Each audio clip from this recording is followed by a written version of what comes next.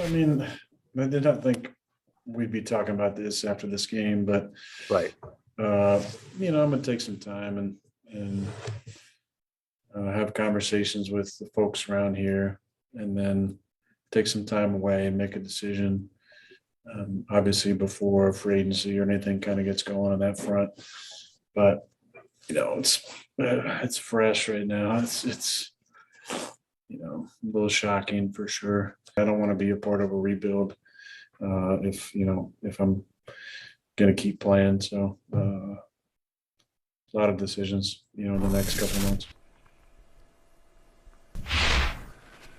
Hey, Charles Robinson, I'm gonna try to sneak in, and thanks for your patience, man. Appreciate you. Always good to have you on a Monday, especially after this. I'll start with just this.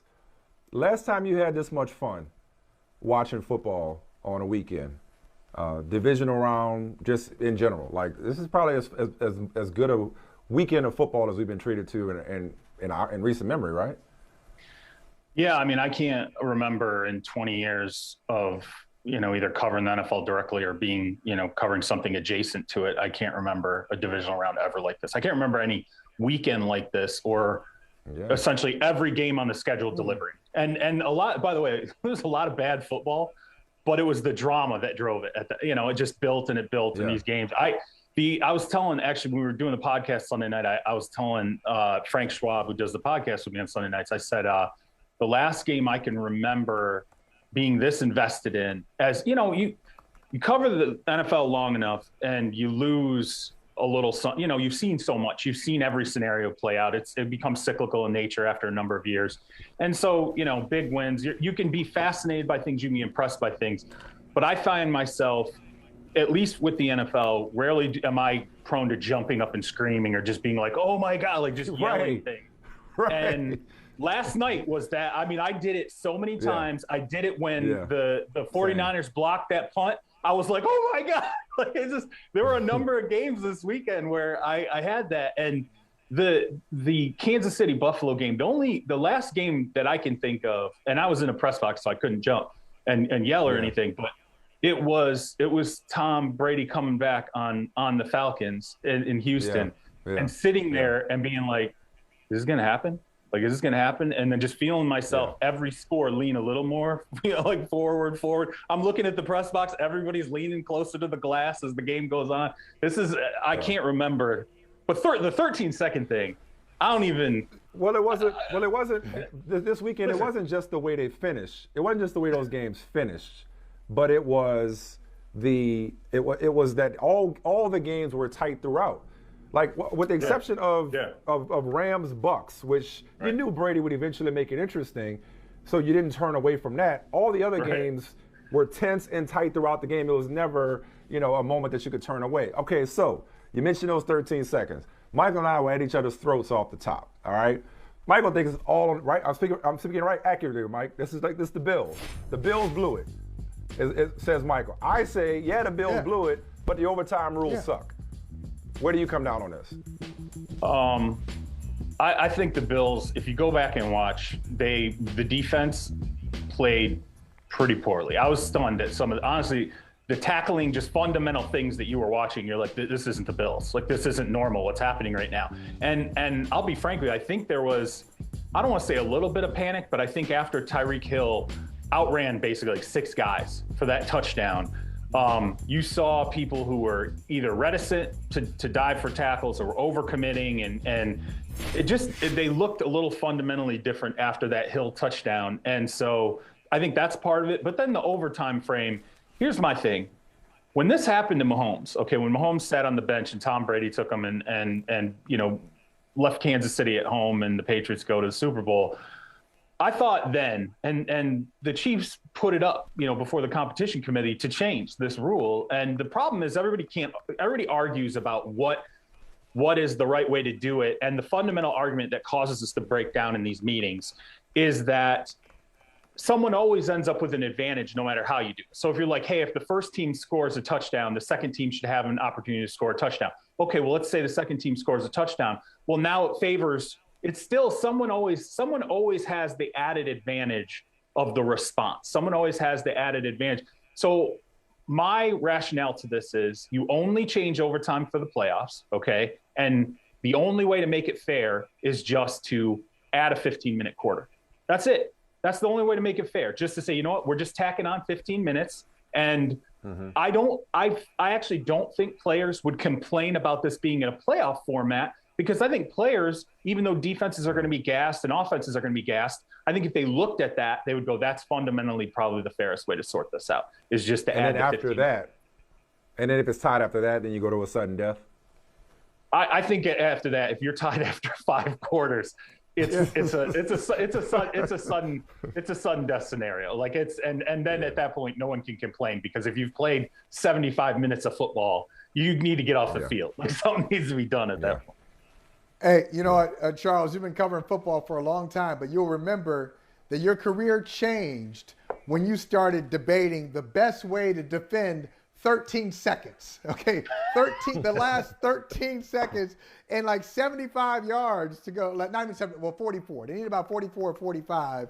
So how do you defend 45 yards in 13 seconds? That became a thing yesterday. But before we get to those 13 seconds and how they're playing defense, do you think that do you think that Buffalo should have squib kicked? I don't, but how did you see that? Absolutely. I disagree. I absolutely think Buffalo should have squib kicked, because if you squib kick in that scenario, bleed time. Okay. Now, here's the thing too. I think what they did is defensible, because my God, it was 13 seconds. Like I get it. Like, you're sitting there thinking, man, this is 13 seconds. Granted, they only have to go 40, 45 yards, whatever it was. But still, even last night when it looked like it was over, Josh Allen, the Bills had won, and I looked at it and I was like, 13 seconds. I literally said to Dawn, I go, in any other scenario, I'd say this is definitely over. But who knows? Like, with Patrick Mahomes, like, you just with three never timeouts. Yeah, with 3. Yeah, but still, I'm thinking, sitting there watching this, I'm like, I mean, you basically have to invent teleportation to get yourself where you need to be in 13 seconds. And yet they were able to do that. Go back and slice it up a million different ways, but I think it's incumbent upon the defense at that stage to be able to stop something. Oh, and by the way, I don't have the exact rundown in front of me, but Warren Sharp, who's great, one of the greatest like analytical minds in football, and you should follow him on Twitter. He kind of broke down some of the tactics they could have used in the final, the final seconds of games to basically bleed out, any chance that a team has to score a touchdown. There were tactical things that could have been done in terms of, offsides penalties, or just way to basically kill time without actually letting plays run, that I thought was pretty ingenious. But again, nobody thinks that way. When there's 13 seconds left, realistically, you think we're going to go out and play defense. They're going to have a last-ditch shot, at this, and that's going to be it. By the way, 13 seconds, Patrick Mahomes was able to move the Chiefs into field goal range in less time than it took Dak Prescott to not get a snap off and keep time on the clock for the Cowboys, by the way. Listen, just timeouts help, though. Timeouts help. Yeah, that's, Yeah. Hey, it's funny, getting on Andy Reid for his clock management. Not yesterday. Hey, I got everything. I got everything I need. But you know what, Charles and Michael, I was thinking about this. If I had to, I probably would come up with a different answer depending on the time of day that I answered this question to myself. Like, what's the most amazing thing I saw in the fourth quarter and overtime? It could have been the 13 seconds leading there. It could have been Tyreek Hill being so fast to outrun the defense and then to say peace on his way into the end zone, which is his thing. But you know what it is? Josh Allen on 4th and 13. Yeah. Wow.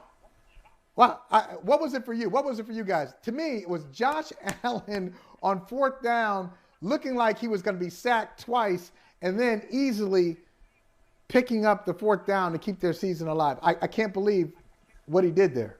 This was Josh Allen. This was Rocky Balboa taking it in the face from Clubber Lang and go, "You ain't so bad. You ain't so bad." That's what that was. That was Josh Allen sitting there going, "Okay, they're gonna keep hitting us. I'm just gonna keep coming back." And I mean, by all accounts, he won the game for them twice. Now, I'll say this for the Chiefs: if I'm Tyrann Mathieu, I'm sitting there going, you should just give me my extension right now. Like, you just sign me, because the communication was way off. The second he went out with that concussion, you can say whatever you want about Tyrann Mathieu's age or whatever, and hey, starting to slow down or whatever. Communication in the secondary is so significant, particularly in moments like that where you just cannot have anyone misaligned. I mean, it was phenomenal. And I agree. I think that, the way I wrote it was that this was a moment that displays to you what makes quarterbacks great isn't just the quarterback themselves, the skill set. It is having a mirror. It's having someone to sharpen yourself against, okay? And I made the comparison to Brady. Peyton Manning overlapped a lot of Tom Brady's career in the AFC, and that mattered.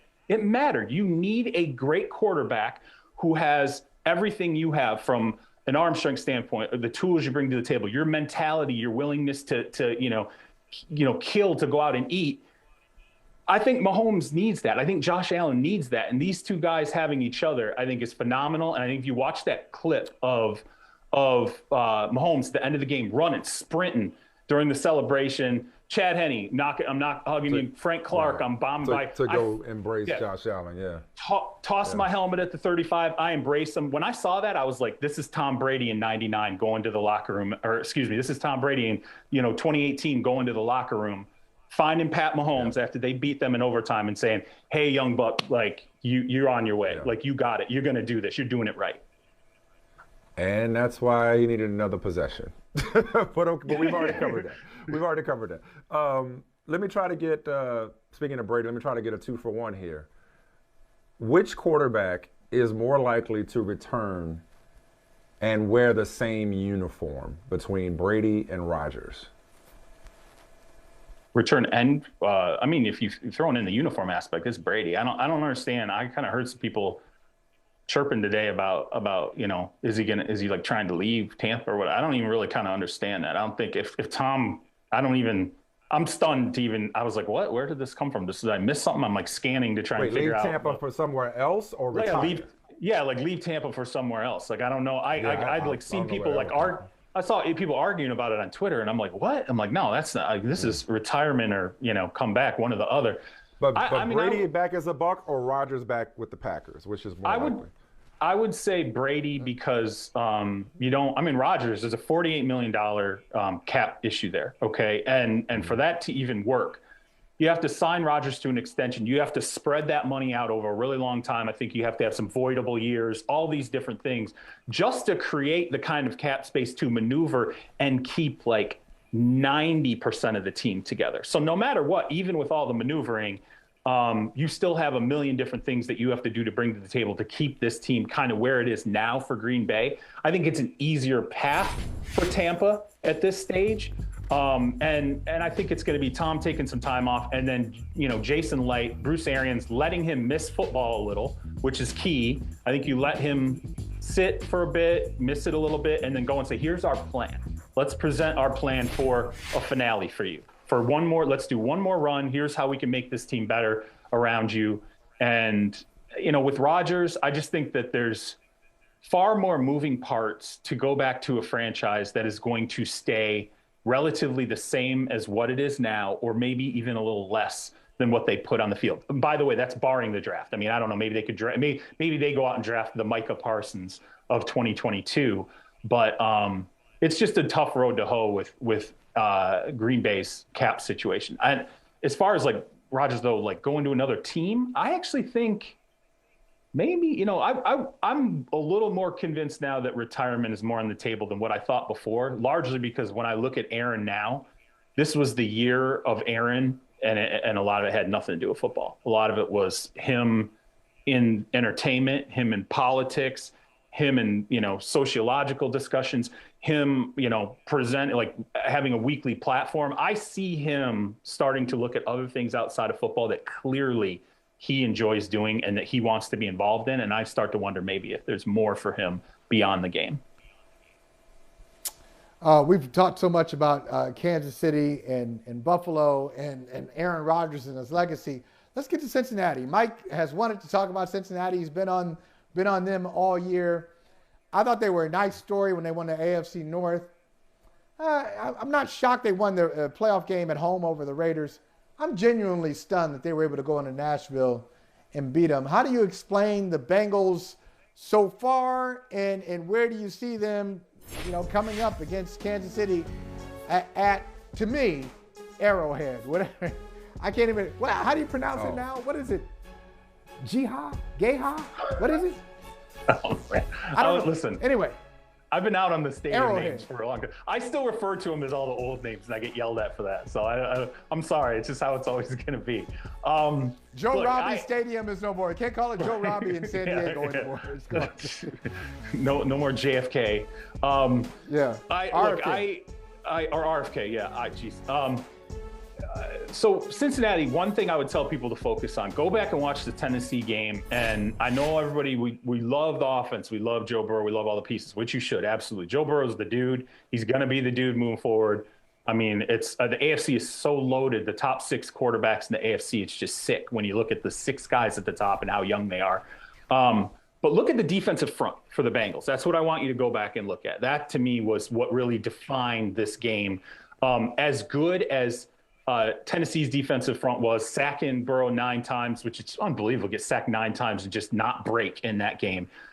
Jeffrey Simmons, by the way, good Lord, like Warren Sapp type performance for Jeffrey Simmons. But if you look at the Bengals up front, they dominated the line of scrimmage when it came to running the football and having to stop the Titans from getting comfortable rolling in a consistent run game. And I think that really took the Titans into a mode where they had to press more on Tannehill, make him basically do some things that I think ultimately in the long run, that's not a franchise built to force Tannehill to win the game. I think there was a thought process that their identity was going to be running it and taking pressure off Tannehill. It went the opposite way. And actually, one thing I want to bring up, I blew it a little bit on the Titans because I thought Derrick Henry comes back into fold. You get back to sort of what your fundamental identity is. And I think I had said that on a podcast, and I had an executive reach out to me. He said, "Hey man, I heard you say this on the podcast. I want you to do something for me. Go and look at Tennessee's run production with Deontay Foreman in that rotation versus when Derrick Henry was healthy." I went and looked. It got a little better. And I was like, "Oh no, how did I miss this?" Their efficiency and their actual yardage running the football got just a hair better. Now, I'm not saying it's the same impact. It's not the same kind of plays necessarily, but they did not veer away from the run the way I kind of thought they did, or become less efficient running the football the way I thought they did. They were very similar to what they were earlier in the season. And I missed that, and had I seen that, I would have thought, okay, well, maybe this really is going to have to be a situation where Tannehill's going to have to step up regardless, because they continue to do a lot of things offensively that they did when Derrick Henry was in there. So I thought it was interesting. But again, Cincinnati, go back. I'm imploring people, go back, watch the game on fast forward, and just watch that Cincinnati defensive line and what they were able to do. So you're picking them over Kansas City? Come on. Listen, I'm not, okay? And I took Kansas City over Buffalo because I said, look, there's experience. It matters. I think that this is a different Kansas City team now than it was when they were at the low point, during the season. And when I was watching, what made me feel best about that thought process, that this is a different Kansas City, I saw Andy run a couple of plays, like some nice screen plays to running backs, which, you could see he's augmented his play calling a little bit. That, there are just some things that he's doing from a schematic standpoint that he's altered moving forward. And then I think Tyreek Hill, I defy you to go back and watch Tyreek Hill the first 8 games of the season, and then watch Tyreek Hill run past 5 guys like nothing. And tell me that is not a guy who's clearly healthier than he was earlier in the season. And he matters. I mean, next to Patrick Mahomes, there's not anyone who matters more on that offense. Hey, this one I'm gonna get you out here with. There's obviously, plenty of interviews still going on. The Giants got a GM. Daboll's available now. He and Flores seem to be, reportedly the top guys there. Blah blah blah. The big name that jumped out of all the reporting since we last talked to you, Sean Payton. Is that a thing? I mean, I saw Gail Benson said earlier today, we'll we'll find out. You know, none of us really knows, which was interesting. How likely is it that Sean Payton is done in New Orleans? Now, what did I tell you on this show after Dallas, the Cowboys lost, and we were Yeah. talking about Dallas, and I said, if they replace Mike McCarthy, I told you, think big. They're going to go big. Like, they're not doing it to play small ball and replace them with some other. They're going with someone who they fundamentally love, who they think would be a big get and transform the team into, like, it would be the kind of change, even though this wasn't necessarily a change that I agreed with, but it was like the Tampa change with Gruden. That franchise thought, this is our guy who gets us in here and gets us on track to win a Super Bowl. We feel like we can't break through. Dungy got screwed, by the way. He would have won that Super Bowl anyway. but I think for Dallas, it's a situation where if they make the change, it's like, we need to go get the guy, the dude who's going to. I had a Cowboys source say to me, I asked afterward, I said, nothing's going to happen, right? Like, Mike's going to come back. And he said to me, he's like, look, I know you want to hear this. And he brought up Sean Payton's name. And I was just like, come on, man. Like, we're not going to do this again, right? Like, I've done this with you, like, every offseason for 3 years running, I'm like, this is going back to, like, the last 2 years of Garrett, okay? So we're really talking about 4 years running with the first 2 years of McCarthy. And so I kind of discounted it. I will say this. I reached out to somebody with the Saints who I trust and who I spent a lot of time talking to, and I'm like, hey, I got to ask you now, like, what is going on here? Is this real? And he is ghosting me. So that combined with what Gail, Read into that what you want. Yeah. I'm just like, this dude always gets back to me, and he completely 100%. I'm getting nothing. I'm not getting the ... response. I'm not getting anything. Silence speaks volumes. Silence speaks volumes sometimes. All right, Chuck. Hey, brother, thank you so much. I don't want to lie to you. Hey, man, sorry to get back to you. I don't want to lie to you. Listen, the fundamental agreement I have with everybody is like, you know what? If you can't tell me the truth, just don't speak to me at all. Just be like, hey, I'm not even going to talk to you. You'll take the hint. I'm fine with that. Yep, I'll take the hint. Charles Robinson, always dropping truth, man. Appreciate you so much. Thank you. Okay, thanks, guys. Thank you, Charles. All right, man. Hey, thanks for watching Brother from Another on YouTube. Make sure you hit subscribe before you leave, and be sure to watch us 3 to 5 p.m. Eastern Time on Peacock. Appreciate you.